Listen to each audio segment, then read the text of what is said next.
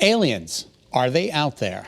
Well, there's a new miniseries coming out on Discovery Plus, Roswell, the final verdict. Here to talk about it, it's a former federal special agent and paranormal investigator, Ben Hansen. Ben, thank you so much for joining us. Thank you for having me. Can you first enlighten us exactly we only have 5 minutes, but can you tell us in a brief synopsis what happened at Roswell? Sure. So 1947, a alleged UFO crash happens, July 2nd, 3rd, somewhere around that weekend. And a rancher finds this debris on his cattle, property that they're grazing, and he sees that it's very unusual. So much so that he brings it into town, and the local Army Air Force Base takes an immediate interest, goes out, collects the debris, and by July 8th, we have headline news that the Army Air Force has captured a flying disc, right? There was a lot of this buzz going on that whole summer because of the different sightings.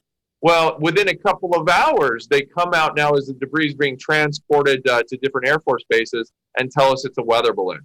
So that's where the conspiracies start. But what happened in the decades later is that investigators interviewed hundreds of witnesses, hundreds of them who handled the debris, actually handled and saw bodies that were not human. We know where the debris went. We've traced it in so many ways. But the main problem is now many of them have passed on. There's really no witnesses left. And how do we build, let's say, a court case to prove that this all happened? That's where this new technology comes in. We're using artificial intelligence software programs that are just as good or better than a polygraph. Oh. So we can take their testimony from video, from audio, and run it through there to ascertain whether they're telling the truth, embellishing. You really start to see it all take shape. So part of this new series on Discovery Plus drops tomorrow. Do you have other government people and they're now changing their story, or how does the case unfold? Well, Roswell is very unique. If you start to dip your toe into this and learn about it, you find that the Air Force changed their official explanation of the event at least 4 times, right? From it was a flying disc to a weather balloon, now it's a highly modified balloon. And so over the years, it keeps changing. And they literally said, well, a reporter said, well, what are you going to do if the public doesn't buy this? And they said, we'll come up with something else. That's not an answer, right? The people really want to know. And right. Unfortunately, we have to do the prying ourselves, and we have to make it important, and we have to basically demand to know.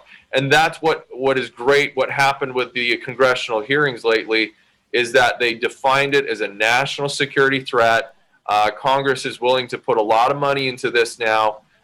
And funding them so that they're investigating it and that they're transparent about what happens from here on out. I know you have a wife and 2 kids. Do they share your passion as much as you do about this subject matter?